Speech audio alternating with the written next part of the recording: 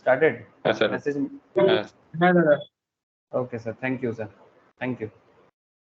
अच्छा, तो again good morning to all of you sir. अच्छा, अब देरी नहीं करना है सर, ऐसे ही थोड़ा लेट हो गए हैं, इसके बाद फिर से क्लास है। तो sir stock market equity derivative के अंदर मैं आप लोगों को लेके चलता हूँ, जहाँ पर हम लोग बात करेंगे आज इक्विटी डेरिवेटिव में मेनली आज डिस्कशंस क्या करना है मैं बताता हूँ।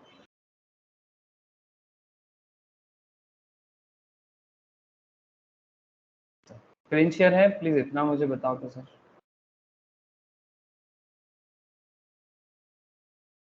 हाँ ओके सर, ओके। अच्छा देखो, तो फिर इक्विटी রেকর্ডিং डेरिवेटिव টা অনই করো রেকর্ডিং অন হয়নি না স্যার, একটু আগে তো সবাইকে জিজ্ঞেস করলাম তো। हाँ सर হচ্ছে তো আমাকে এক্ষুনি নোটিফিকেশন দেয়নি কনফার্ম আছে। করলাম রেকর্ডিং, হ্যাঁ স্টার্টেড দেখাচ্ছে, আমাকে স্টার্টেড দেখাচ্ছে।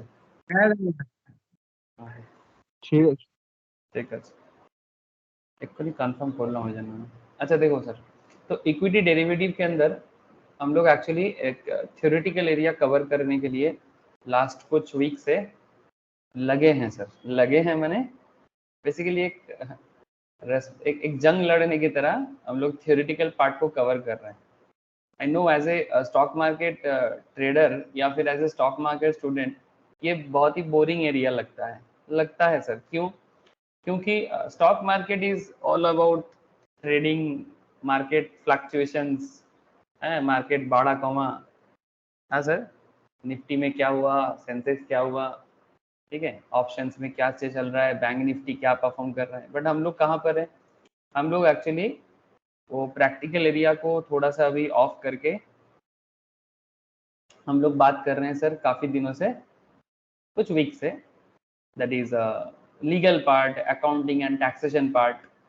एंड आज मैं आपको बात करूंगा सर सेल्समैन बनने का एक सिस्टम। सर सेल्समैन, ये वर्ड से नफरत है हम लोगों को, सबको नफरत होता है सर सेल्समैन के वर्ड से, यस और नो? सच बताना सर, सेल्समैन का वर्ड जो है, सेल्समैन बनना है, कोई नहीं चाहता है ना जिंदगी में सेल्समैन बने। किसी को सुने हो कि जिंदगी में सेल्समैन बनना है? What do you want to become, मतलब ऐसे सवाल करते हैं ना बचपन में कि बड़े होके क्या बनना चाहते हो। कितना लोग सुने होंगे कि सेल्समैन बनना चाहते हैं। मुझे तो नहीं लगता कि कोई भी एटलीस्ट कॉन्शियस हालत में कभी नहीं बोलेगा कि मैं सेल्समैन बनना चाहता हूँ। सर थोड़ा सुनने में ऑड लग रहा है सर, हम लोग डेरिवेटिव एक्सपर्ट बनेंगे कि सेल्समैन बनेंगे? सर यहाँ पर ना कुछ इंपॉर्टेंट कॉन्सेप्ट है, आप लोग थोड़ा सा ध्यान रखो, डिमोरलाइज मत होना, सच बताऊंगा, क्योंकि झूठ से दुनिया में कुछ नहीं हो सकता। Actually sales practices and invest protection service में बात करूंगा सर आज। Sales practices and investor protection service, अगर मैं एग्जाम ओरिएंटेड बात करूं तो एग्जाम में यहाँ से सवाल होता है, ठीक है ना। ऑब्वियसली एग्जाम में कहीं से भी सवाल हो सकता है, बट ये भी एक इम्पॉर्टेंट एरिया है। अब सबसे इम्पॉर्टेंट जो कॉन्सेप्ट है दैट इज ये जो इक्विटी सेल्स का एरिया है, बात को प्लीज ध्यान से सुनना सर। इक्विटी सेल्स का एरिया है, equity sales in the sense sir यही तो है जो कल्चर अभी भी ईस्टर्न पार्ट्स ऑफ इंडिया में प्रॉपरली डेवलप नहीं हुआ है। क्या कल्चर सर? सर सेल करने का कल्चर। हम लोग बात करते हैं कि इंडिया में जो फाइनेंशियल मार्केट है या स्टॉक मार्केट का जो एक्सपोजर है वो comparatively western parts of India में डेवलप है काफ़ी ज़्यादा, but eastern parts of India में डेवलप नहीं है। अगर यहाँ पर एक चीज़ समझना पड़ेगा सर कि अगर western parts of India develop है तो क्यों, और eastern parts of India develop नहीं है तो क्यों नहीं है। अब कोई बोलेगा सर उधर पैसा ज़्यादा है, हाँ सर पैसा तो ज़्यादा है, नो डाउट। मैं कहना ये चाहता हूँ कि ये जो गुजरात जोन है, दिख रहा है आप लोगों को मैप, दिख रहा है सर? হ্যাঁ স্যার सर ये हिस्सा देख लो, ठीक है, और इधर से आप ये वाला हिस्सा को थोड़ा ले सकते हो, ठीक है। इंडिया में जितना भी स्टॉक मार्केट डेवलपमेंट है उसमें इसमें पूरा पार्ट नहीं आएगा, इतना सा ले सकते हो, ठीक है। थोड़ा बहुत चेन्नई को भी इसके इंक्लूड कर सकते हो, हल्का फुल्का, बट अगर एकदम स्पेसिफिकली बात किया जाए तो इट्स लाइक इतना सा, ठीक है। मैंने गुजरात, मुंबई एरिया और इधर दिल्ली एरिया, यही एरिया है जहाँ पर स्टॉक मार्केट डेवलप है। Stock market develop in the sense stock market related product का सेल होता है, और सेल होता है, सेल्स प्रैक्टिस अच्छा है तभी जाके यहाँ पर मार्केट बना। स्पेशली अगर स्टेट वाइज बात करूँ तो मतलब सिटी वाइज बात करूँ तो mainly Mumbai Indian total stock market का जो भी टर्नओवर होता है, जो भी वॉल्यूम क्रिएट होता है, वो सिर्फ अकेला मुंबई ही कर लेता है सर। 80% अकेला मुंबई, 80%। एक सिटी है, ओनली सिटी, कोई स्टेट नहीं, महाराष्ट्र बात नहीं कर रहे हैं, only city. And another part is Gujarat. Gujarat में ऐसे बिजनेस एजुकेशन थोड़ा बेहतर है। Business education in the sense so called degree वाला एजुकेशन कितना डेवलप है उसमें डाउट है सर, उसमें आप जाके चेक कर सकते हो। लेकिन वो अंदर अंदर में एक बिजनेस वाला बात होता है ना सर, कि हमें बिजनेस करना है, हमें पापा का बिजनेस संभालना हो या स्टार्टअप हो, कुछ भी, ये कल्चर एक्चुअली गुजरात में है। तो कहना क्या चाहते हैं सर? कहना ये चाहते हैं कि ये जो सेल्स का एरिया है, ये सेल एरिया, आप दुनिया में कुछ भी कर लो सर, सेल्स तो जरूरी है। बिना सेल का दुनिया में कुछ भी नहीं हो सकता। बेसिक से बेसिक बिजनेस भी पॉसिबल नहीं है। जैसे अगर आज इंडिया दुनिया में एक्सपोर्टर बनने वाला है, आप लोग सुने होंगे सर, रिसेंट इकोनॉमिक कुछ पैरामीटर आया है, international organisations like Fitch, Moody's, ये लोग इकोनॉमी को रैंकिंग दे रहा है। तो अपकमिंग 5-7 सालों में 2031 तक का एक डेटा निकला है सर, आई डोंट नो आप लोगों ने देखा कि नहीं। उसमें Indian economy, US as well as China, world का बाकी जो 2 ग्रोइंग और मार्केट हब है, यूएस एंड चाइना से इंडियन इकोनॉमी बेहतर परफॉर्म करेगा। आप लोग सुना ऐसा रिपोर्ट आया सर?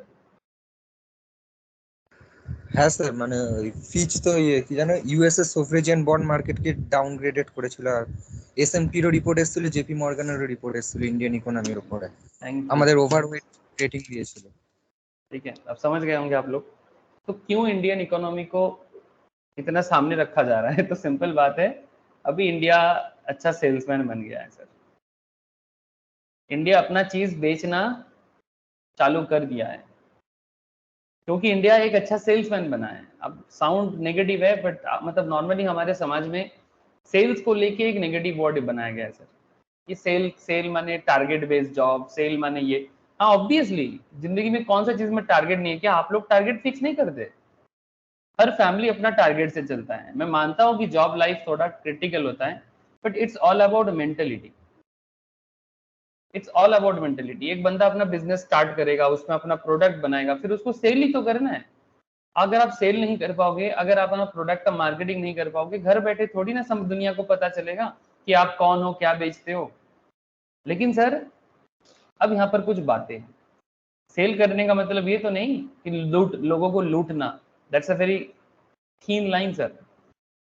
वही चीज आपको यहाँ पर स्टॉक मार्केट में समझना पड़ेगा कि स्टॉक मार्केट में ये जो इक्विटी सेल्स प्रैक्टिस है, या फिर इसके साथ साथ किसको सेल करना है? इन्वेस्टर को सेल करना है, ट्रेडर को सेल करना है। इन्वेस्टर या ट्रेडर, मैंने ट्रेडर माने जो स्टॉक ट्रेडिंग कर रहे हैं, फ्यूचर ऑप्शंस में सारा दिन लगे हुए हैं, किसको सेल करना है प्रोडक्ट? आप लोग कौन बनोगे सर? आप लोग क्या पढ़ाई कर रहे हो अभी? आप लोग इक्विटी डीलर का पढ़ाई कर रहे हो, इक्विटी डेरिवेटिव पास करोगे, इक्विटी डीलर बन जाओगे, फिर आप किसी कंपनी के बिहाफ में, किसी ब्रोकिंग फर्म के बिहाफ में, ट्रेडिंग मेंबर के बिहाफ में काम करोगे। तो वहां पर आपका एक बहुत बड़ा रोल होगा क्लाइंट मैनेज करना, क्लाइंट का ड्यू डिलीजेंस देखना, इन्वेस्टर ग्रीवांस मैकेनिज्म को देखना, और सेबी कंप्लेंट्स रिड्रेसल सिस्टम को प्रॉपर्ली फॉलो करना। सर ये सब किताबी बात है, रियल में नहीं होता सर। किताबी बात है, रियल में नहीं होता, या होता वो तो समय बता देगा। ठीक है। मतलब कोई बोलता है कि सर, मैंने अपने कुछ क्लोज लोगों से सुना ऐसा कि जो सोसाइटी में चोरी चमारी चलता है ना, चोरी चमारी इन द सेंस बिजनेस में जो चोरी चमारी होते हैं, यही बिना टैक्स का काम करना, या फिर गाँव मतलब कुछ भी चीज जो गवर्नमेंट को परमिशन लेना चाहिए, या सरकार खुद चोरी कर रहा है, ठीक है। सरकार के बिहाफ में जो पुलिस रखा हुआ है वो चोरी कर रहा है, पुलिस बिजनेसमैन को बाध्य कर रहा है चोरी करने में। तो फिर मैं एक जन को पूछा, मेरे ही क्लोज रिलेशंस में है, कि क्यों करते हो ये चोरी चमारी का काम, बंद करो, 2-4 पैसा कम कमाओगे। सर बात को सुनना, 2-4 पैसा कम कमाओगे और चोरी करना बंद करो। तो मेरे को मेरा रिलेटिव जवाब देता है कि अगर मैं नहीं करूंगा तो कोई और करेगा। बात को सुनना सर, मैं नहीं करूंगा तो कोई और करेगा, तो इससे अच्छा है कि हम ही कर लेते हैं। तो ये हो गया लोगों का मेंटेलिटी सर।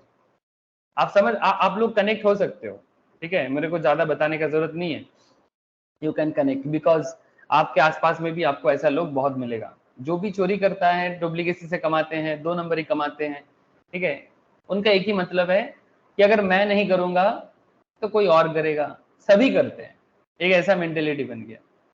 लेकिन सर मैं आपको बता रहा हूँ, समय आ रहा है, इंडिया का इमेज दुनिया के सामने अच्छा हो रहा है, तभी तो इंडियन इकोनॉमी डेवलप कर रहा है। क्योंकि जब तक ट्रांसपेरेंसी नहीं रहेगा, ठीक है, जब तक लोगों को लूटना बंद नहीं होगा, तब तक कोई भी कंट्री डेवलप नहीं कर सकता। क्यों? क्योंकि झूठ के सहारे इंसान बड़े हो ही नहीं सकता, इम्पॉसिबल है।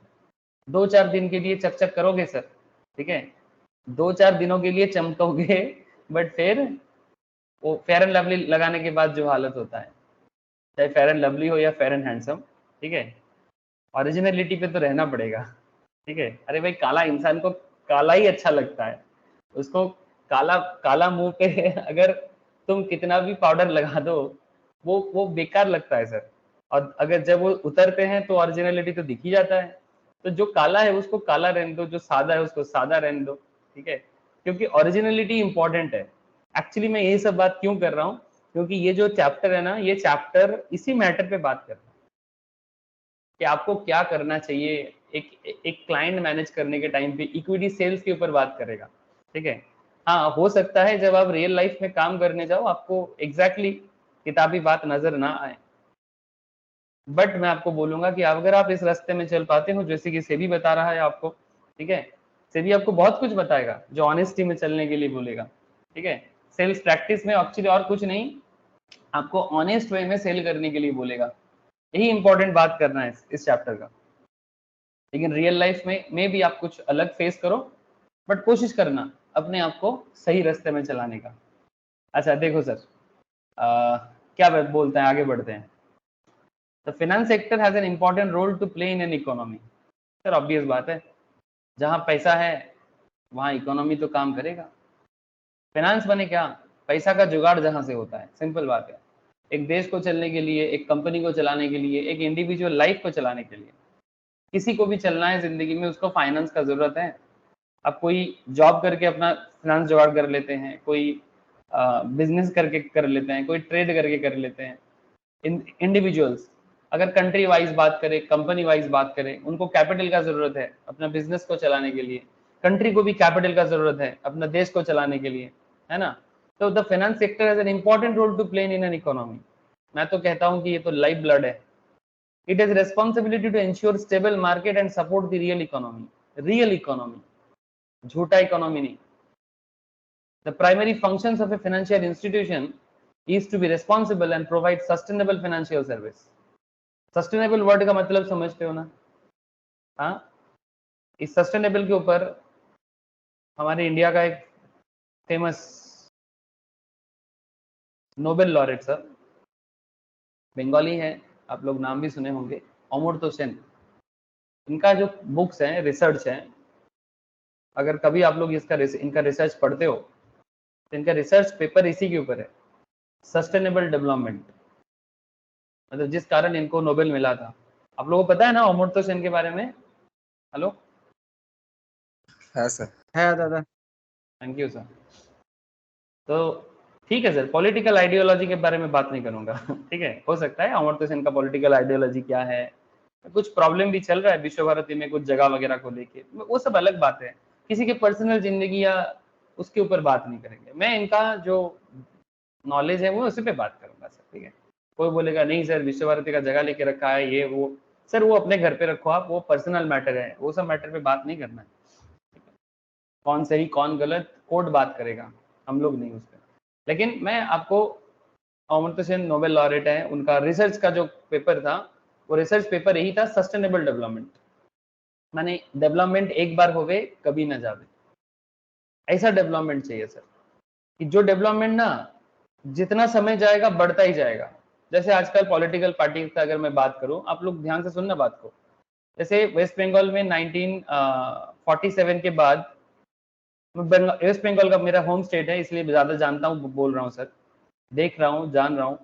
47 के बाद से अप टू 77 तक हमारे स्टेट में कांग्रेस ही चलता था, बिकॉज उस टाइम पे पूरा देश में कांग्रेस था, कोई और पार्टी बना नहीं था, या बना भी था तो सब बैन कर दिया गया था।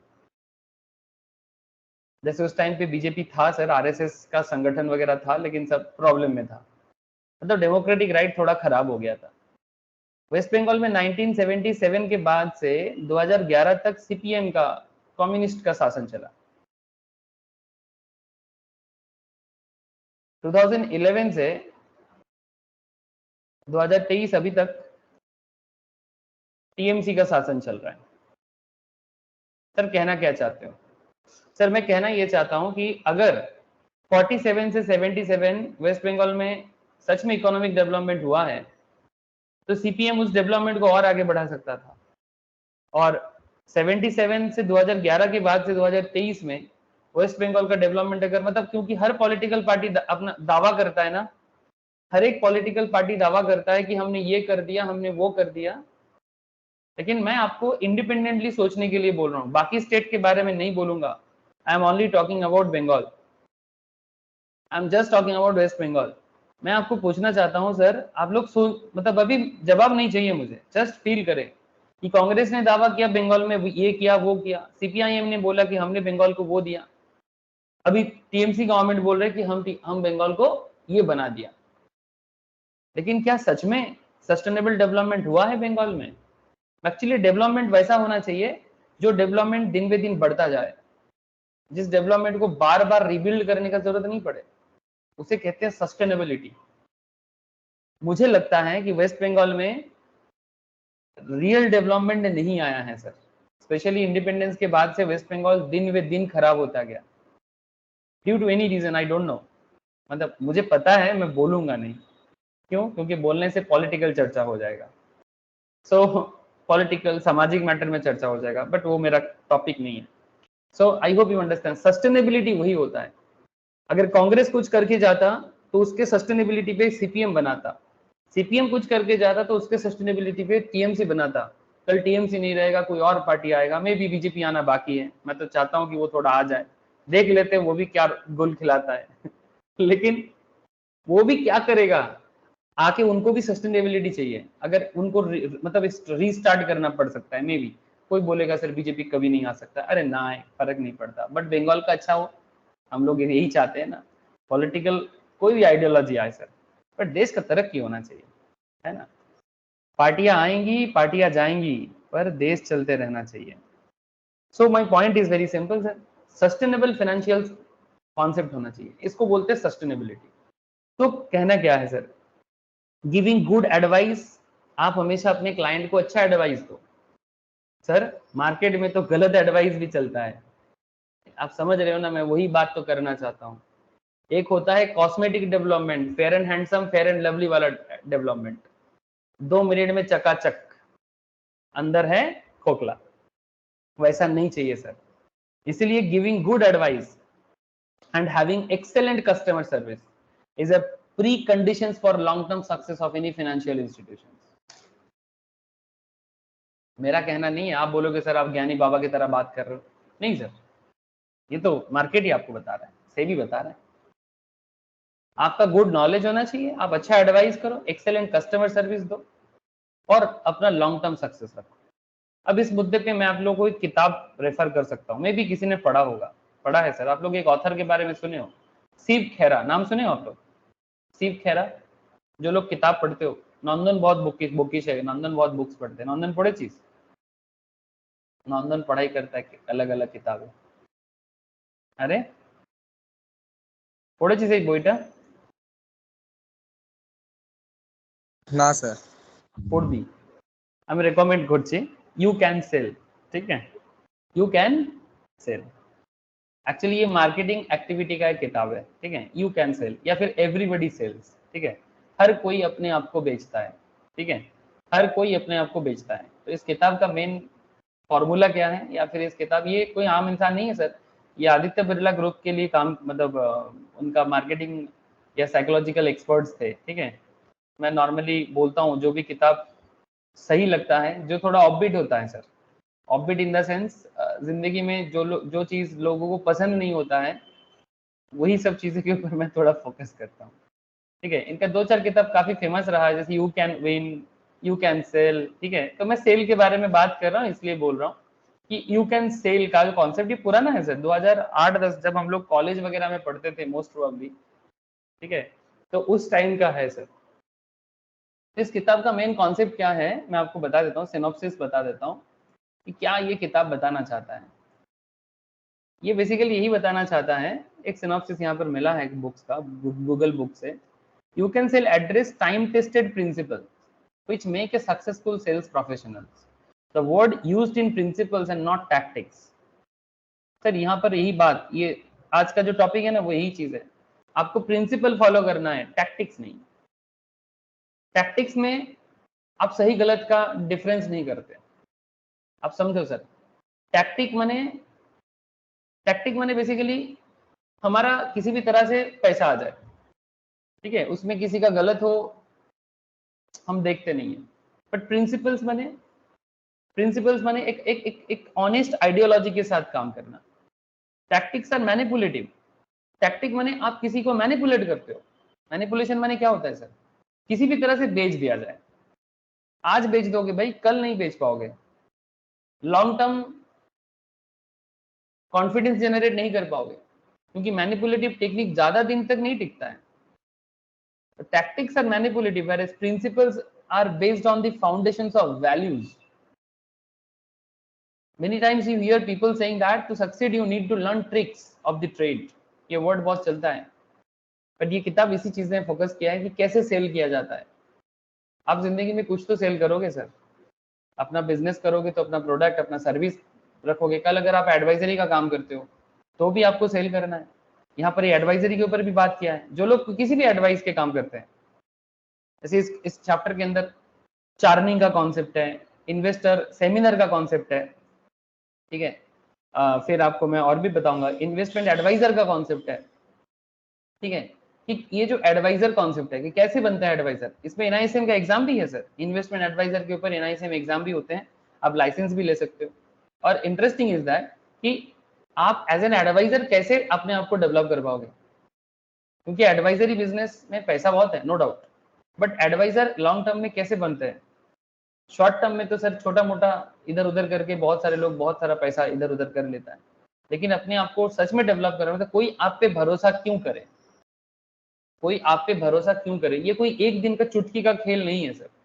वही चीज इस पर पूरा चैप्टर आपको बार बार किसी ना किसी एंगल से बताने का कोशिश किया है। चलो मैं थोड़ा अब थॉरो स्टडी कर लेता हूँ, ठीक है। और वो किताब चाहो तो पढ़ सकते हो, यू कैन सेल। क्यों? क्योंकि ये जो सेल्स प्रैक्टिस के ऊपर पूरा डिटेल्स नॉलेज उसके अंदर आपको मिलेगा कि कैसे प्रिंसिपल फॉलो करके सेल करना है, ना कि टैक्टिक्स यूज करना है, ठीक है। বোঝা যাচ্ছে সবাইকে? হ্যাঁ স্যার। आज थोड़ा सा ज्ञानी बात हो रहा है, बट आशा करता हूँ कि समझ रहे हो।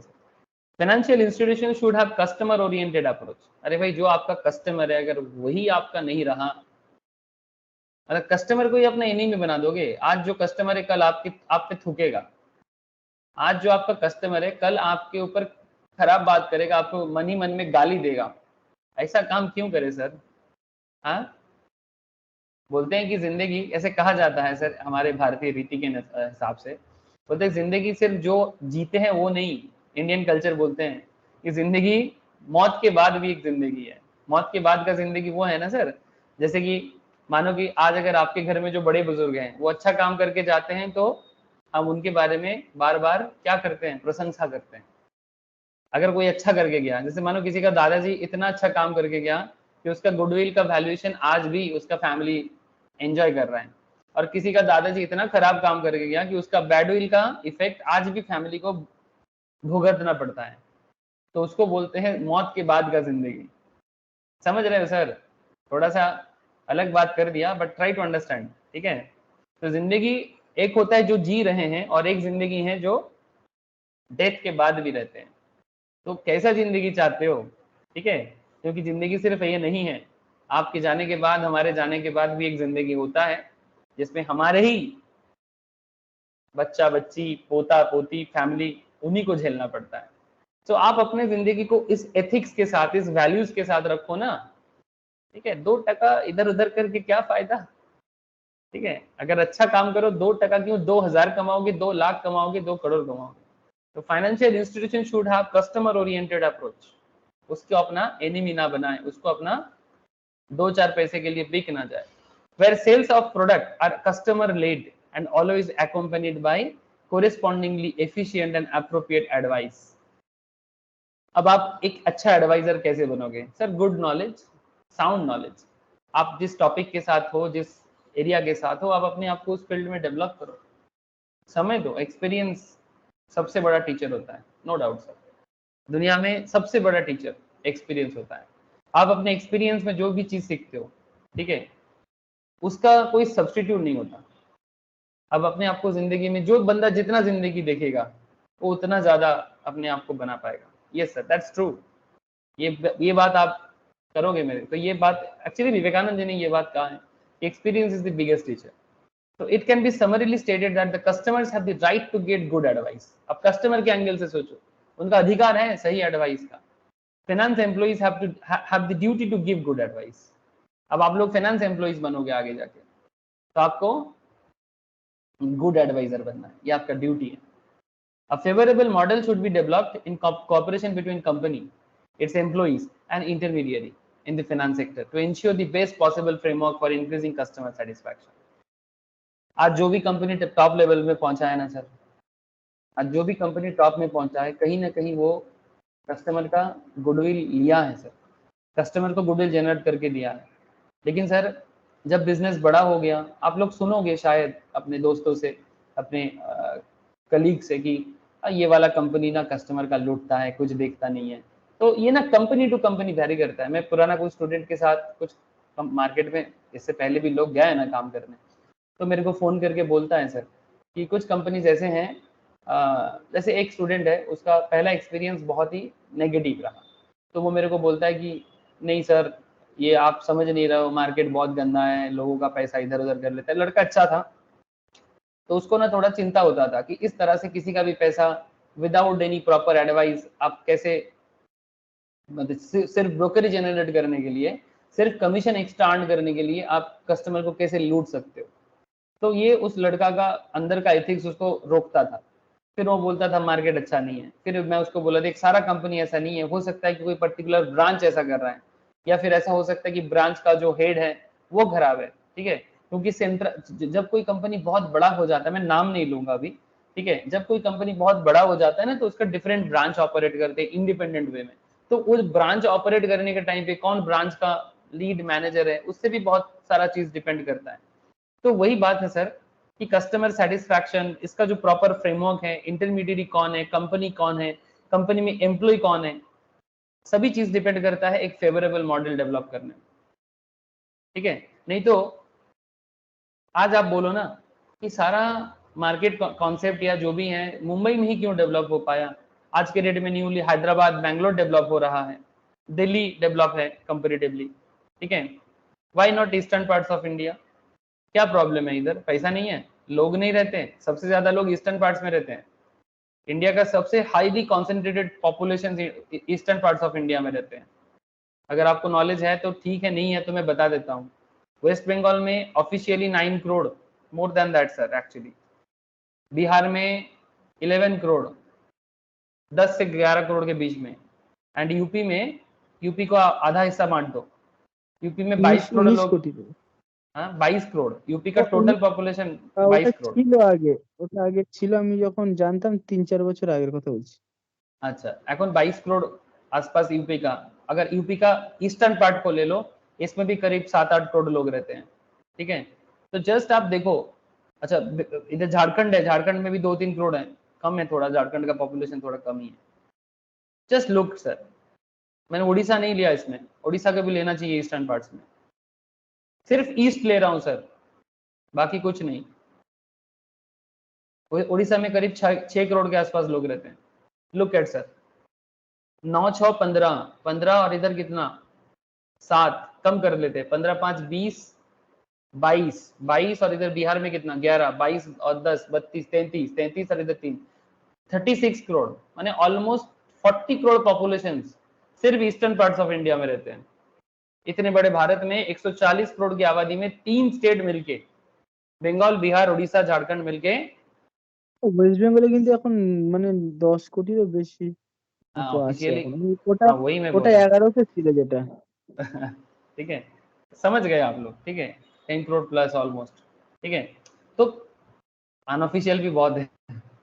चलो ठीक है, समझ गए आप लोग, मैं कहना क्या चाहता हूँ, आप सोचो पॉपुलेशन बहुत है इधर, इंडिया का सबसे हाईली कंसेंट्रेटेड जोन है ये पॉपुलेशन वाइज, लेकिन सबसे हालत खराब इसका है, ठीक है। अब कुछ तो गड़बड़ है, इसका मतलब ये नहीं कि इधर पैसा नहीं है, पैसा बहुत है, प्रॉपर मैनेजमेंट चाहिए सर, एकदम रूट लेवल से। अच्छा, in the recent past naive investors have increasingly become targets for financial abuse and fraud। जो न्यू इन्वेस्टर्स बनते हैं ना, वो उनको टारगेट बनाया जाता है, क्योंकि पैसा का लोभ देके, टोप देके। नॉर्मली यूथ का क्या है ना, एक चक्कर क्या है, जो न्यू आता है, उनको लगता है स्टॉक मार्केट माने एकदम पैसा पैसा पैसा। अरे भाई पैसा वैसे नहीं बनता है, अगर बन भी जाए ना तुक्काबाजी में, कल चला भी जाएगा, क्योंकि जो तुक्काबाजी में पैसा कमाते हैं उनको लगता है रोज तुक्का लगेगा, उनका मेंटल कंडीशन चेंज हो जाएगा। Investors should be cautious while investing in any of the financial product in the market. Some of the areas where investor needs to be careful about his investment and discussed below। चलो मैं आपको आगे आगे और details में बताता हूँ। Investor को सोचना है, आप लोग नॉलेज ले रहे हो सर, समझ के चलना, डर के नहीं। समझदारी और डर में फर्क होता है। कोई बोलते कि मैं करूंगा नहीं क्योंकि उनको डर लगता है। देखो सर, मैं किसी को पर्सनल टारगेट नहीं कर रहा हूँ, जैसे भी मैं ओपनली बोल रहा हूँ, जिसको जैसा ठीक लगे वो समझ जाए, ठीक है। कोई ऐसा नहीं कि पर्टिकुलर किसी को टारगेट करके बात कर रहा हूँ, नहीं सर, ऐसा नहीं है। ये मैन टू मैन वैरी करता है। डर को अपना मैनेजमेंट ना समझे कि नहीं मैं तो नहीं करता, मैं बच गया, सर नहीं, वो अलग बात है। आपको रिस्क लेने से डर लगता है, पॉइंट बी नोटेड। आपको कैलकुलेटिव रिस्क लेने से डर लगता है, इसका मतलब आप जिंदगी में हर केस में फंस जाओगे, क्योंकि जिंदगी में थोड़ा बहुत कैलकुलेटिव रिस्क सबको लेना पड़ता है, बिकॉज लाइफ इज अनसर्टेन। इसको बहुत ज्यादा प्लान करके भी नहीं चलाया जा सकता, लेकिन इसका मतलब ये नहीं कि आप अंथावड़ी खेले। अंथावड़ी मैंने मतलब अंधेरे में तीर मारे, ऐसा तो बिल्कुल नहीं sir. So point is that high return के चक्कर में बहुत सारे लोग अपना पैसा गवा देते हैं, रास्ते में आ जाते हैं सर, हाई रिटर्न के चक्कर में, और चाहिए, ठीक है।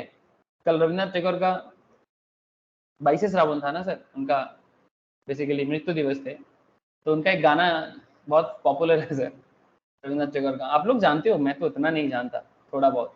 उनका एक गाना का लाइन है कि मोरे आरो आरो दाव प्राण, ठीक है, लाइन ऐसा है, ठीक है, कि प्राणो हो रही है, दिशा हो रही है, ऐसा कुछ है।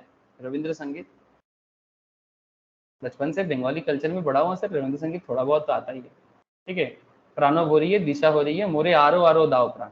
तो बेसिकली रविन्द्रनाथ टैगोर का वो गाना बंगाली में, ये बहुत इंपॉर्टेंट है सर। आप सोचो कि प्राणो हो रही है, दिशा हो रही है, मतलब दिशा हरानो, मैंने समझ रहे हो ना आप। स्टॉक मार्केट में लोग ऐसे ही है, कोई दिशा नहीं रखता है, एकदम अपना पूरा दिशा हरा के उनको और भी पैसा दे दो, मतलब ज्यादा रिटर्न के चक्कर में फंस जाते हैं। Investor should be careful of opportunities that promise spectacular profits और गारंटेड रिटर्न। ये नहीं होता। The deal sounds too good to resist, ठीक है, अपने आप को रोकना मुश्किल है। इंडिविजुअल में claim that unrealistic return can be realised from low risk investment opportunity, but one has to keep in mind no investment is risk free. ये सच्ची बात है सर। दुनिया में कोई भी इन्वेस्टमेंट रिस्क फ्री नहीं है। अच्छा, अगर किसी को आरएफ के बारे में पता है, आरएफ रियल, जो लोग फाइनेंस का क्लास करते हो, तथा আমরা করেছি তো रिस्क फ्री रिटर्न এর ব্যাপারে, है ना? ये एक्चुअली कैपिटल स्ट्रक्चर के अंदर डिटेल्स में पढ़ाया जाता है।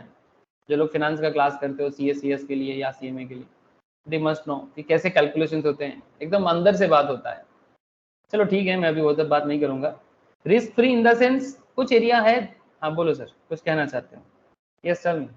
বলছিলাম আরবিট্রাজটা হচ্ছে রিস্ক ফ্রি রিটার্নের মধ্যে তো পড়ে। কোনটা কোনটা বল? আরবিট্রাজ। হ্যাঁ, আরবিট্রেজ রিস্ক ফ্রি অলমোস্ট, মানে রিস্ক ফ্রি একদম রিস্ক फ्री বলা যায় না, but it's competitively low risk. ठीक है, रिस्क फ्री रिटर्न में नॉर्मली तुम ट्रेजरी बिल, बैंक एफडी रख सकते हो। ठीक है, ये सब नॉर्मली आता है। Arbitrage is also low risk. हाँ बोलो। বন্ডগুলো আছে তো গভর্নমেন্টের যে বন্ডগুলো ইস্যু করে। हाँ गवर्नमेंट सिक्योरिटीज। यस। ठीक है, ये रिस्क फ्री 5-6%, 7% मैक्सिमम आज के रेट में बता दो। ठीक है, दे आर बेसिकली। हाँ बोलो। বলছি যে রিস্ক ফ্রি রেট এগুলোকে তো আমরা ওই কস্ট অফ ক্যাপিটাল ক্যালকুলেশনের সময় ইউজ করি। हाँ एग्जैक्टली सर, कॉस्ट मैंने बेसिकली रिस्क फ्री कितना मिलेगा। अगर मानो कि कोई मार्केट में 1 लाख लगा के आज के डेट में एनुअली अगर +7,000 कमा रहा है, माने 7%, तो मार्केट से 7% कमाने से अच्छा था भाई बैंक में एफडी कर देता। हेलो, हाँ सर। क्यों अपना पूरा मतलब इतना इंपॉर्टेंट पैसा को मार्केट जैसे वोलेटाइल एरिया में लाके 7% कमाने का, मेहनत करने का क्या जरूरत था? तो ये बेसिकली सोचने वाला बात है कि आप मार्केट में पैसा कमाने के जगह, ऑब्वियसली मार्केट आपको बहुत हाई रिटर्न दे सकता है, लेकिन फिर भी लोग गलत इन्वेस्टमेंट करते हैं, गलत टाइम में इन्वेस्टमेंट करते हैं। ठीक है, और एक्सपेक्ट करते हैं। ठीक है, तो टाइमिंग यहाँ पर बहुत बड़ा खेल है। तो प्रॉब्लम इज दैट कि अगर आप टाइमिंग गलत करते हो, और आप जैसे म्यूचुअल फंड में भी ये गलती लोग करते हैं, लोग म्यूचुअल फंड में भी इस तरह का गलती करते हैं। म्यूचुअल फंड गलत टाइम पे इन्वेस्टमेंट करते हैं, फिर बोलते हैं म्यूचुअल फंड रिटर्न नहीं दे रहा है। तो म्यूचुअल फंड भी तो अलग अलग टाइम फ्रेम में मार्केट में आते हैं और वो पैसा रिटर्न देते हैं। इसीलिए म्यूचुअल फंड आपको बार बार एक सजेशन करते हैं कि म्यूचुअल फंड में रिटर्न देखना है तो लॉन्ग टर्म में देखने को मिलेगा, शॉर्ट टर्म में रिटर्न देखना बहुत ही रेयर केस है। तो रिस्क फ्री जो आपका एरिया है ना, वो रिस्क फ्री एरिया जो बेसिकली आप लोग जानते हो, सेफ एरिया ऑफ डिपॉजिट, जहां से तो आपको इन्फ्लेशन भी बीट नहीं हो पाता। हाँ सर, जहां पर आपका रिस्क फ्री रिटर्न जो होता है, क्या वो इन्फ्लेशन बीट कर सकता है? Please tell me. বেসিক্যালি আগে লোক মার্কেটে আসতো এফডি রিটার্নকে বিট করার জন্য। ঠিক আছে, বিট করার লোকের এক্সপেকটেশন 11-12%। কোভিড এর পর লোকের এক সপ্তাহের মধ্যে টাকা ডবল হবে। আর মানে আমি দেখছিলাম, মানে অনেক পুরনো ডেটা, মানে 1960 মোটামুটি 14-15% রিটার্ন দিয়েছে। ঠিক আছে, মানে আমরা তো নর্মালি 20% আগে যখন ইন্ডেক্স, ওই ডিউরেশনের সময় 90% মিউচুয়াল ফান্ড ইনভেস্টররা কোনো টাকাই কামায়নি। ওর থেকে ওরা পিপিএফ এ ভালো রিটার্ন পেয়েছে, মানে মিউচুয়াল ফান্ড অথচ 15-16%।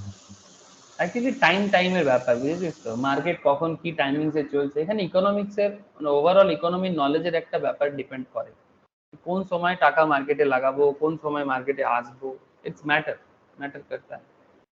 तो बेसिकली नॉर्मली जो सेफ एरिया है, रिस्क फ्री एरिया है, वो इन्फ्लेशन बीट नहीं कर सकता नॉर्मली। मतलब बेसिकली आप हार्डली इन्फ्लेशन के साथ चल सकते हो। जैसे current inflation rate most probably 6 से 7% है, तो 7% अगर कंज्यूमर इन्फ्लेशन है, ठीक है, 7% अगर कंज्यूमर प्राइस इंडेक्स में इन्फ्लेशन दिख रहा है, तो हार्डली 7% कमा के आप इन्फ्लेशन को एडजस्ट कर पाओगे। That's a very simple, but income नहीं हो पाता है सर। इनकम जनरेट करना अगर है तो आपको रिस्क लेना पड़ेगा, और रिस्क लेके ही रिटर्न कमाना पड़ेगा।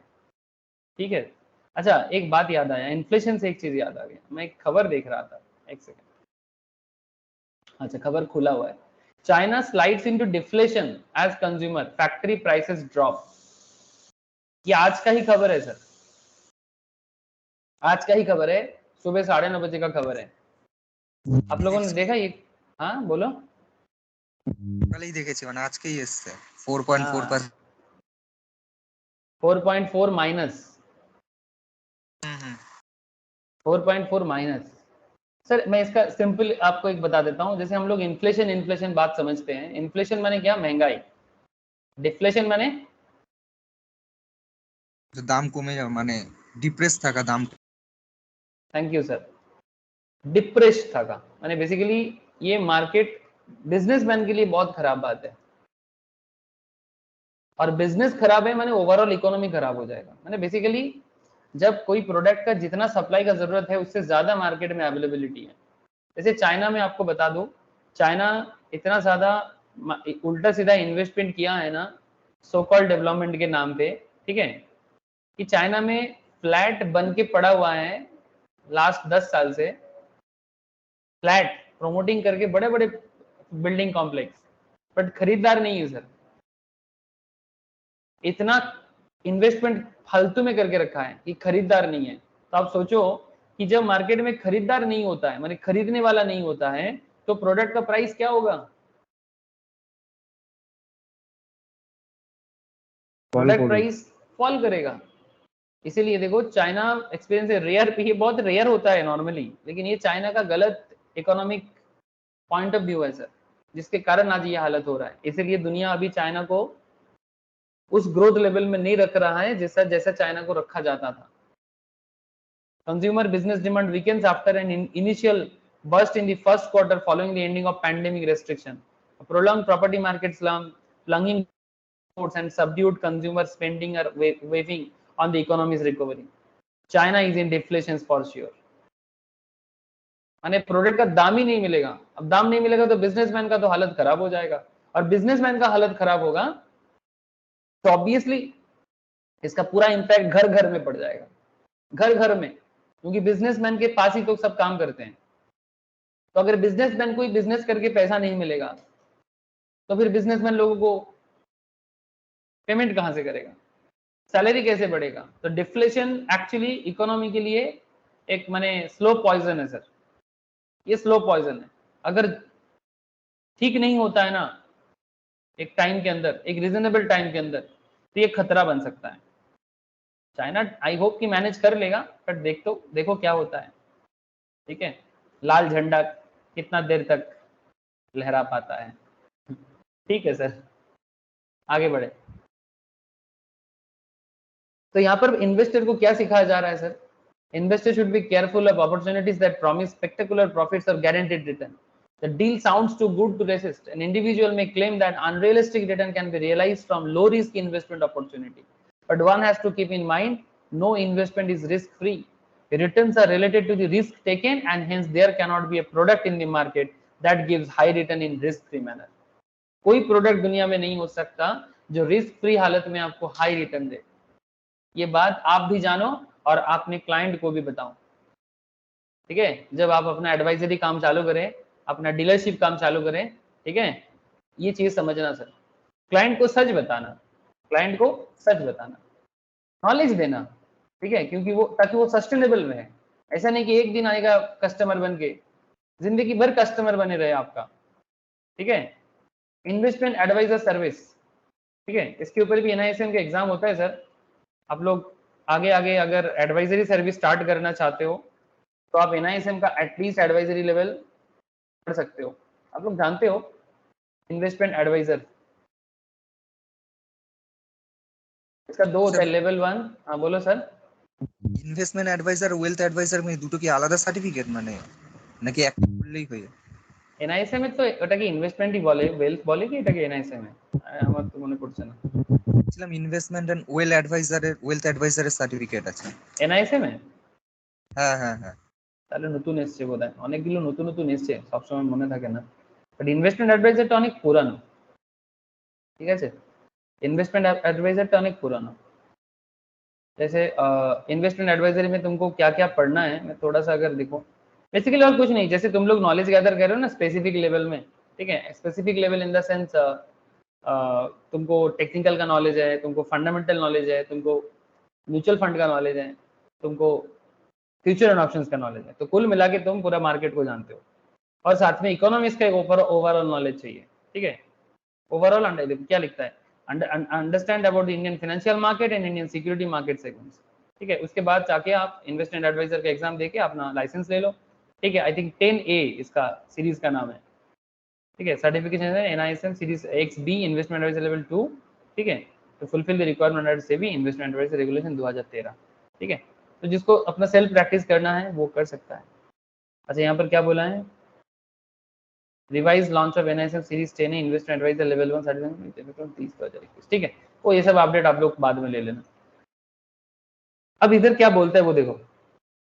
So investment advisor is an individual or firm responsible for making investment on behalf of or providing advice to investors. He has a duty to act in the best interest of their clients.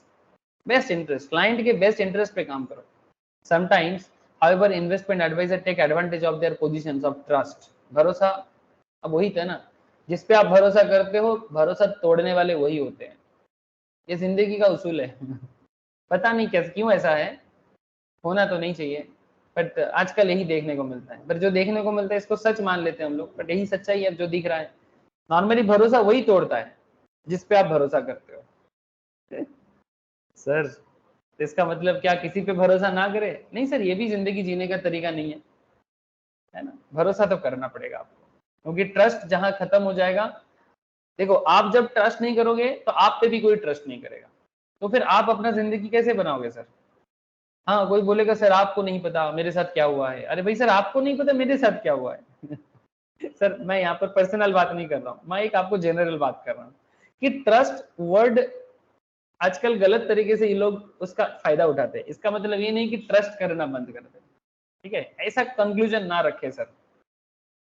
हाँ, थोड़ा समझदार बने और सतर्क रहे।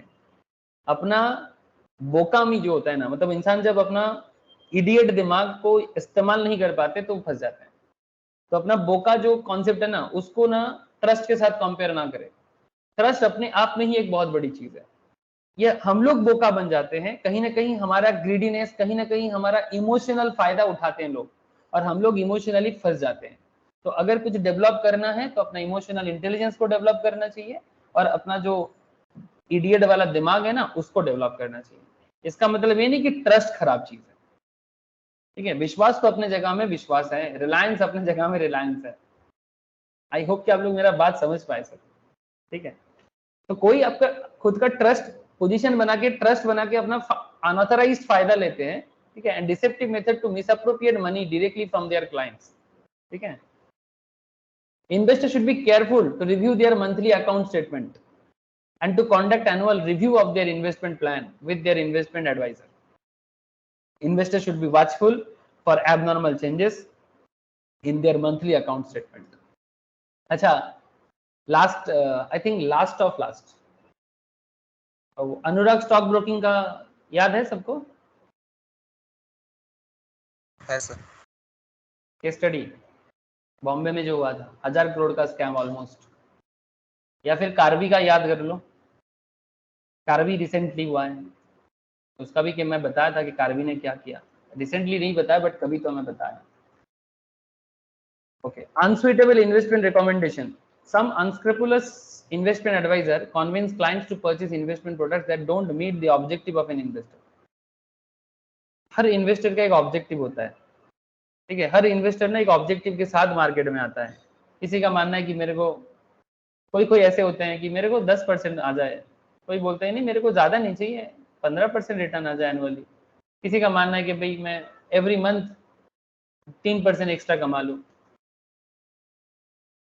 अलग अलग demand, मतलब कॉन्सेप्ट के साथ लोग आते हैं। हर किसी के लिए ना मार्केट में पोर्टफोलियो कॉन्सेप्ट है, हर किसी के लिए कुछ ना कुछ अप्रोच है। आप अपना नॉलेज डेवलप करो तो आप अपने क्लाइंट को उस हिसाब से मैनेज कर सकते हैं।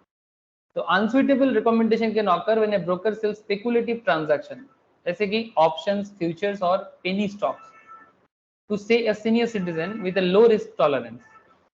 एक सीनियर सिटीजन का रिस्क टॉलरेंस लो होते हैं सर, लेकिन इंटरेस्टिंग फैक्ट क्या है सर कि सीनियर सिटीजन के पास पैसा होता है।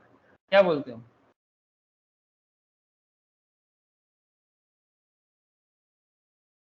सीनियर सिटीजन के पास हाई सेविंग्स होता है कि नहीं होता है सर। नॉर्मली? नॉर्मली यूथ के पास या मिड एज लोगों के पास इतना पैसा नहीं होता, क्योंकि वो तो अभी सर्वाइवल प्रोसेस में है ना, जितना कमाते हैं आधे से ज्यादा तो खर्चा कर लेता है, उतना सेविंग्स तो नहीं होगा। तो जो बड़े बुजुर्ग हैं पैसा उनके पास है, अच्छा उनका रिस्क टॉलरेंस लो है, और आप एक एडवाइजर होने के नाते जिनका एज 70 प्लस हो गया, 70 प्लस एज के लोगों को आप ऐसे एडवाइस करोगे जिसमें उनका पैसा डूब जाएगा, जिनमें उनका पैसा बनाना मुश्किल है।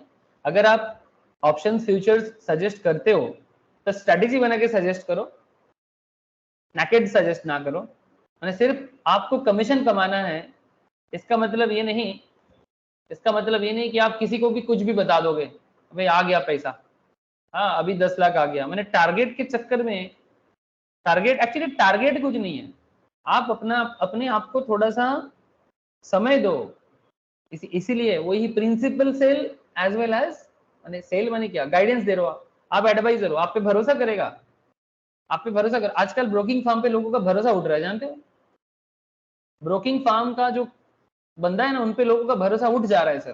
क्यों भरोसा उठता है? क्योंकि यही करते हैं ना, गलत लोगों को गलत तरीके से एडवाइस करते हैं, जिस रिस्क टॉलरेंस के बारे में कोई नॉलेज भी नहीं है और ना जानना चाहता है। अरे भाई जब कोई बुजुर्ग इंसान है, उसको उसका जिंदगी का ऑब्जेक्टिव अलग होता है। एक 30 साल का यूथ और एक 70 ईयर का ओल्ड एज पर्सन, दोनों का जिंदगी का ऑब्जेक्टिव गलत अलग है। तो दोनों ऑब्जेक्टिव अलग है तो दोनों को एडवाइस सेम कैसे हो सकता है? आप लोगों को बात समझ में आ रहा है ना साहब? रिस्क टॉलरेंस अगर हाई है तो उनको आप थोड़ा हाई रिस्क रिकमेंडेशन कर सकते हैं। अगर रिस्क टॉलरेंस माने क्या, 70 साल का बुजुर्ग अभी मार्केट में जाके नॉर्मल जो इनकम का फ्लो है वो बढ़ा सकता है 70-80 साल के एज में आके? क्या वो पहले जैसा भाग दौड़, उसका दिमाग पहले जैसा काम करेगा? हेलो, ना सर, और नॉर्मली नहीं करेगा। एक्सेप्शनल एक दो इंसान हो सकते हैं, रतन टाटा या अजीम प्रेम जी, ऐसे लोग अलग है, या फिर नारायण मूर्ति सर, वो अलग बात है सर। लेकिन फिर भी वो भी अपने जिंदगी के यूथ हालत में जो किए थे आज वो नहीं कर सकता। तो एक 70-80 प्लस एज में वो बंदा अपना जिंदगी में वो भाग दौड़ करके इनकम जनरेट नहीं कर सकता है।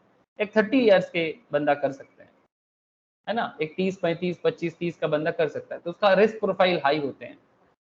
तो इसी को बोलते हैं रिस्क प्रोफाइल, ठीक है, कि वो झेल सकता है कि नहीं। अगर लॉस भी हो जाए तो क्या वो उठ के खड़ा हो सकता है?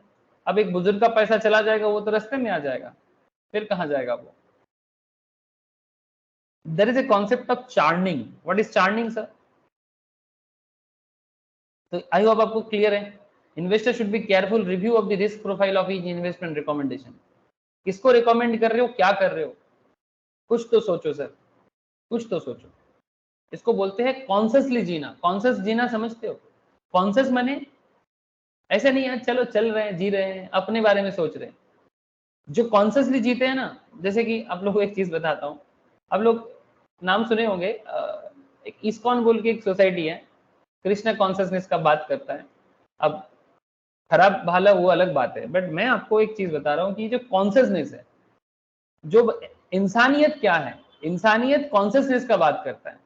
ऐसा नहीं कि प्रॉफिट लॉस नहीं होगा, हम भी कमाएंगे, आप भी कमाओगे, थोड़ा बहुत लॉस भी हो सकता है, बट क्या अगर आप सिर्फ अपने बारे में सोचते हो ना, अगर आप सिर्फ अपने बारे में सोचते हो, दूसरों के बारे में नहीं सोचते, तो फिर आप गलत करोगे। बोलते हैं कॉन्शियस लिविंग। अगर आप कॉन्शियस लिविंग करते हो ना, तो आप खुद के बारे में भी सोचते हो, दूसरों के बारे में भी सोचते हो। आज के डेट में प्रॉब्लम यही हो जा रहा है दिन में दिन कि कॉन्शियस लिविंग नहीं होता है। हम लोग सिर्फ अपने बारे में सोचते हैं, अपना पॉकेट, अपना जिंदगी, अपना खाना, अपना पीना, ठीक है, बाकी किसी के बारे में। लेकिन ये इस चक्कर में ना आप कभी भी अपना अच्छा बिजनेस नहीं बना पाओगे, कभी भी एक अच्छा कॉर्पोरेट वर्ल्ड में भी अपना जगह नहीं बना पाओगे। जो बंदा अपने बारे में भी सोचना चाहिए, फिर साथ में दूसरों के बारे में भी सोचना चाहिए। कॉन्सेप्ट ऑफ चार्निंग क्या है? चार्निंग refers to when security professional making unnecessary and excessive trades in customer accounts for the sole purpose of generating commissions। क्योंकि वो जैसे अनुराग ट्रेडिंग का हुआ था, ठीक है, ऐसे नॉर्मल में अनुराग ट्रेडिंग जैसा काम बाकी लोग भी करते हैं कम बेसी। मैं ऐसा नहीं बोलूंगा कि एकदम सब एकदम धोआ तुलसी पाता, ऐसा नहीं है। कमीशन जनरेट करने के लिए अननेसेसरी करते हैं बहुत सारे जगह में, बट ये नहीं करना चाहिए, ये एथिक्स नहीं है, ठीक है, क्योंकि पावर ऑफ अटर्नी है तो कुछ भी करोगे। Investor should be careful to review their monthly account statement and investigate any abnormally high trading activity. क्योंकि बहुत सारे केस में क्या होता है ना, आप लोग अभी छोटे हो, आप लोग बोलोगे सर हम तो पढ़ाई कर रहे हैं, अपना अकाउंट खुद संभाल लेंगे, लेकिन सर जिनके पास पैसा होता है, बहुत पैसा है, वो क्या करते हैं, अपना पैसा एडवाइजर पे या ब्रोकिंग प्लेटफॉर्म में जो एडवाइजर का रोल प्ले कर रहे हैं उन पे भरोसा कर लेता है। वो बोलते कि भाई, वो एक छोटा सा बात करते हैं, आप मुझे बता दो कितना रिटर्न जनरेट कर दोगे, तो उसने बोल दिया कि उनको मंथली 15% एक्स्ट्रा रिटर्न चाहिए या एनुअल 15% चाहिए, वो 1 करोड़ आपको दे देगा, आप 1 करोड़ के बदले उनको 15 लाख दोगे, यही उसका मेन टारगेट रहेगा। तो इसके लिए ना आपको बोल देगा कि ठीक है, आपको अकाउंट का सारा डिटेल्स दे देते हैं, आप उसको मैनेज करो।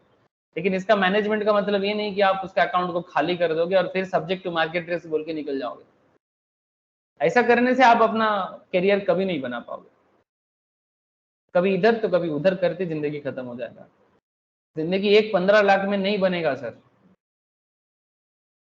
ठीक है, या 15 लाख में से आपको मानो 1% कमीशन मिलेगा या 2% कमीशन मिलेगा, क्या उसमें आपका जिंदगी बन जाएगा? नहीं सर।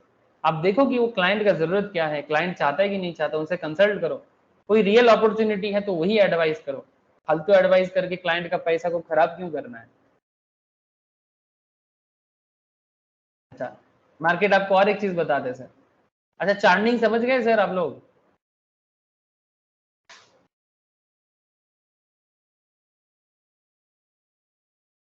अरे बोझा যাচ্ছে কি যাচ্ছে না? हाँ सर। इन्वेस्टर सेमिनार से बचना चाहिए। What is investor seminar? Investment adviser commonly invite investors to attend seminar. है सर, चलता रहता है मार्केट में, ठीक है, आजकल ऑनलाइन सेमिनार होता रहता है। हाँ, अटेंड 5 to 7:30, आप जो भी ब्रोकिंग प्लेटफॉर्म यूज करते हो उनके थ्रू से ही आपको नोटिस आता है, ईमेल आता है ना, आजकल ऑनलाइन में बैठे बैठे करते हैं। हाँ, कुछ चीजें जरूरी भी है, ये सब बातें सेमिनार भी अटेंड करना चाहिए, बट ज्यादातर केस में at these seminars advisers often use sales tactics to pitch unsuitable product. बच के रहना रे बाबा, बच के रहना रे। Investors should avoid making rushed decisions at sales seminars and should seek objective third-party advice before committing their funds. Investor normally क्या करते हैं, रशली, क्योंकि उन्होंने सोचा कि अरे भाई बड़ा फार्म बोला है, बिग फार्म ने बोला है, ठीक है, बिग बुल ने बोला है, तो चलो कर देते हैं। लेकिन सर बच के रहना चाहिए इसमें से, ठीक है। इसीलिए झुंझुनवाला साहब जो है ना, राकेश झुंझुनवाला, वो कभी भी, उनको वैसे बिग बुल कहा जाता था, बट वो कभी भी एडवाइस नहीं करते थे। क्यों? क्योंकि एक एडवाइस अच्छा बनेगा, दूसरा एडवाइस खराब भी बनेगा। अब उनको दम है, वो लॉस खास झेल सकता है, उनका रिस्क एपेटाइट अच्छा था, बट हर कोई इतना रिस्क नहीं झेल पाएगा। इसलिए राकेश झुंझुनवाला को जब भी कोई पूछता था ना कि सर कुछ एडवाइस दो ना, तो झुंझुनवाला बोलता था कि स्टॉक मार्केट में मत आओ, अगर समझ में नहीं आता है तो म्यूचुअल फंड करो। सीरियसली, अगर आप लोग कभी उनका पुराना इंटरव्यू सुनोगे ना, वो यही बोलता है, क्या स्टॉक मार्केट समझ में नहीं आता है मत करो, आप म्यूचुअल फंड करो, वो भी डेब्ट वाला, वो भी डेब्ट ओरिएंटेड म्यूचुअल फंड करो अगर डर लगता है, लेकिन सजेशन नहीं देता था। आप कभी नहीं देखोगे कि म्यूचुअल वाला ओपनली सजेशन दे रहा है लोगों को, कभी नहीं। कोई कोई बोलता है स्वार्थी था, मैं तो मानता हूँ सही करता था। कोई कोई बोलता है सेल्फिश था, खुद कमाता था, किसी को अरे भाई, अगर तुमको उसको लॉस भी हुआ है, वो अगर 5,000 करोड़ कमाया ना सर, तो कभी 5,000 करोड़ लॉस भी खाया है। अब आप 5,000 करोड़ लॉस खा जाओगे तो झुंझुनवाला पे अगेंस्ट पे चिल्लाते लगोगे, इसलिए वो नहीं बोलता है। पब्लिक का कहना, उसको सिर्फ गुड चाहिए, कड़वापन अच्छा नहीं लगता।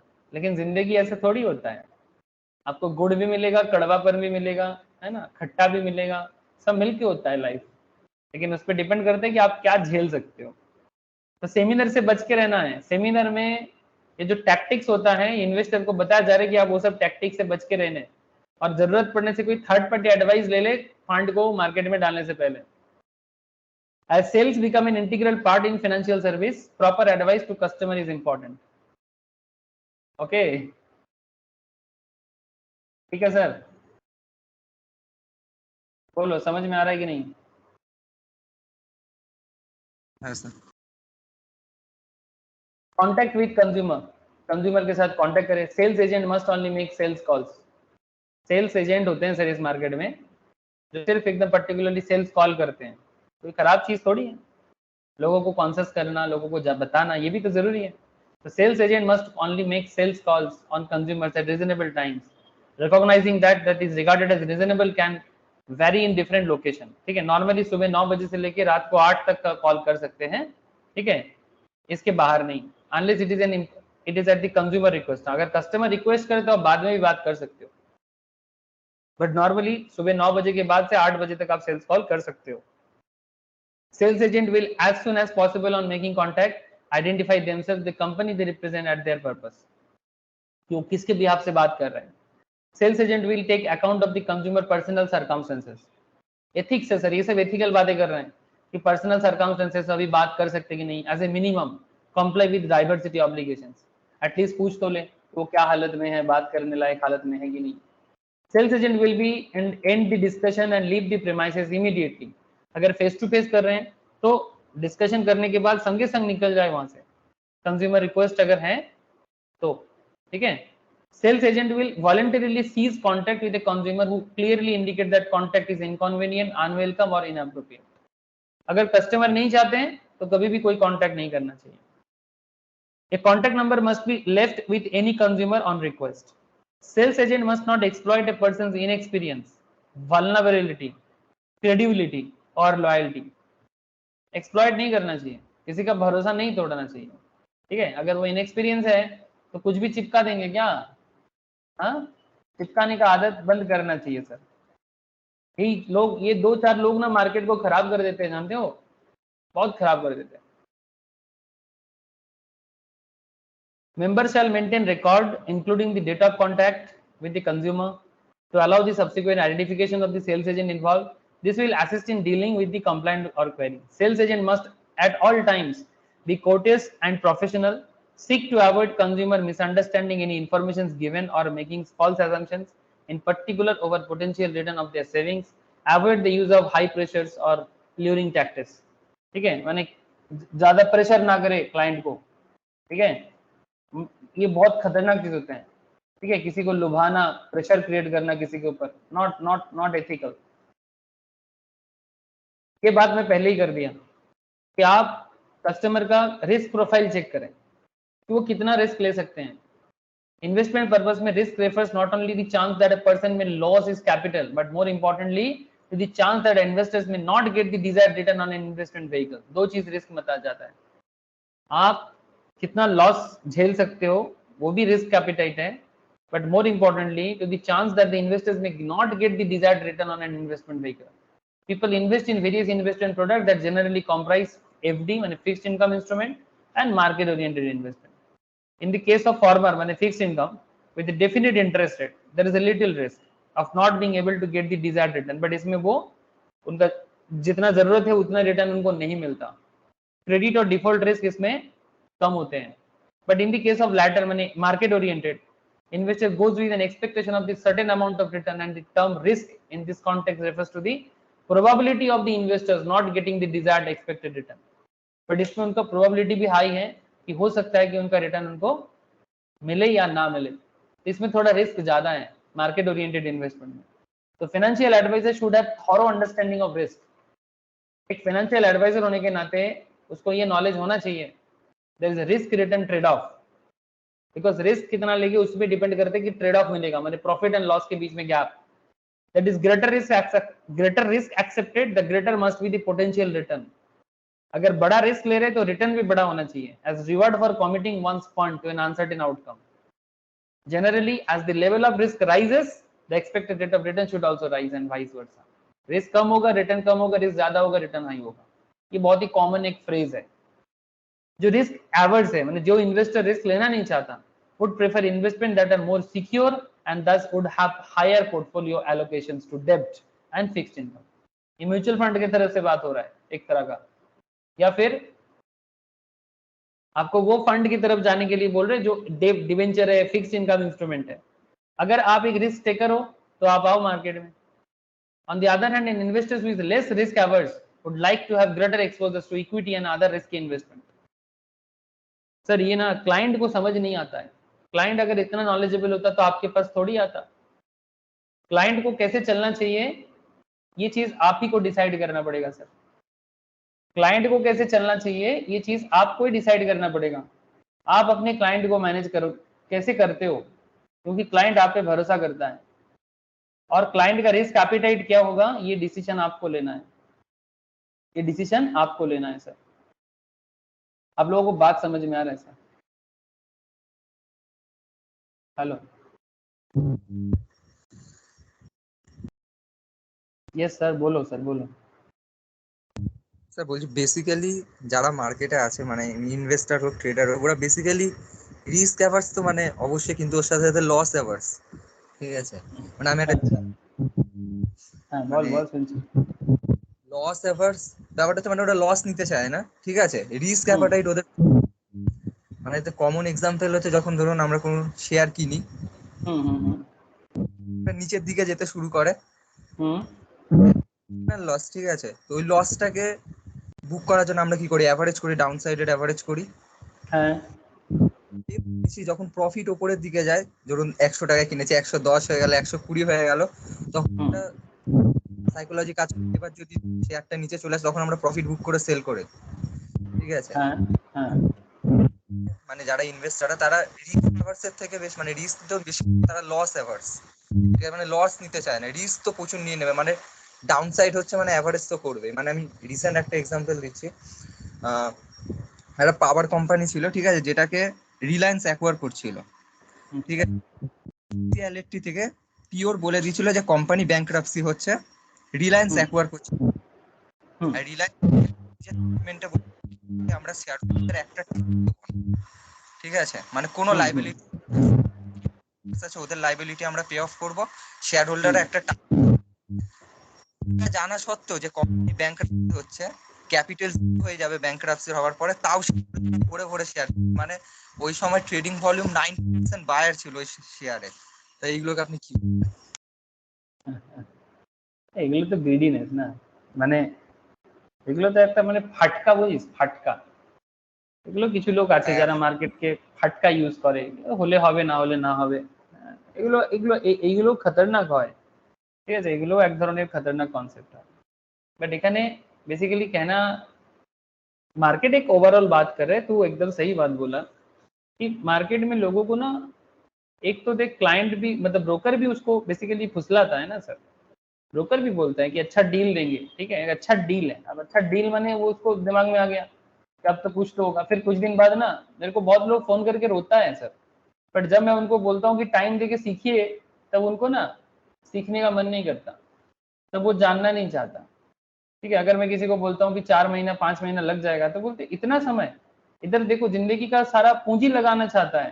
ठीक है, मार्केट में बैठे बैठे कमाना चाहता है, बट जब बोलता हूँ कि 4-5 महीना सीखने में लगेगा, बोलते हैं नहीं सीखना। ठीक है, तो ये होता है लोगों का एक एटीट्यूड। लेकिन फिर भी मार्केट को कोशिश करना चाहिए, एडवाइजर के नाम पे आपको अपना गुडविल बनाना चाहिए। Okay, there is need to understand risk tolerance for a variety of reasons, some of which are specified below. तो risk tolerance क्या है, इसका एक पूरा लिस्ट दिया है। ठीक है, रिस्क टॉलरेंस का पूरा लिस्ट दिया है, और आगे आगे आपको क्या बोलते हैं इसको, मनी लॉन्ड्रिंग प्रोसीडियर्स, ये दोनों चीज में नेक्स्ट दिन बताता हूँ। ये मनी लॉन्ड्रिंग माने ब्लैक मनी व्हाइट करने का कॉन्सेप्ट, ठीक है, इसके बारे में भी मार्केट आपको कुछ ज्ञान देता है। कल के क्लास में बात करेंगे। आज एक्चुअली मेरा अभी टैक्स का क्लास है, तो आज का क्लास में इतना ही रखूंगा। कल बात करते हैं मनी लॉन्ड्रिंग के बारे में, मार्केट आपको क्या सिखाते हैं।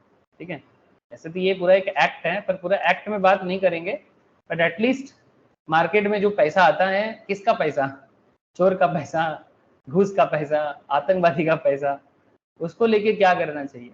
ठीक है, उसके बारे में कस्टमर ड्यू डिलीजेंस कैसे हैंडल करना है, CDD बोलते हैं।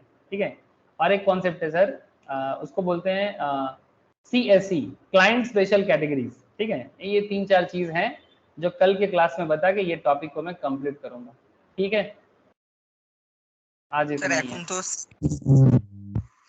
মানে যদি हाँ, बोल। ফরেন ইকোনমিতে সেটা এফডি থ্রুতে হোক বা এফআই থ্রুতে হোক বা এফআইআই থ্রুতে হোক, সেবিতে এখন তোমার ইনকামের ডিসক্লোজ দাও যে ইনকামটা কোথা থেকে এসছে, কিভাবে মার্কেটে ইয়ে করছে।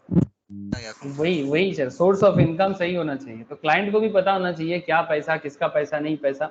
इसके अंदर भी थोड़ा बहुत चैनल बना हुआ है, बट ठीक है, हम लोग सही बात सीखेंगे। बाकी एक्सपीरियंस आपका अगर कुछ और सिखाता है आप सीख लेना, ठीक है। अच्छा, आज के आता হ্যাঁ হ্যাঁ স্যার। ठीक है सर, बाकी डिस्कशन कल कुछ। Okay sir, bye to all of you. Bye sir. Bye sir. Okay sir, Tata.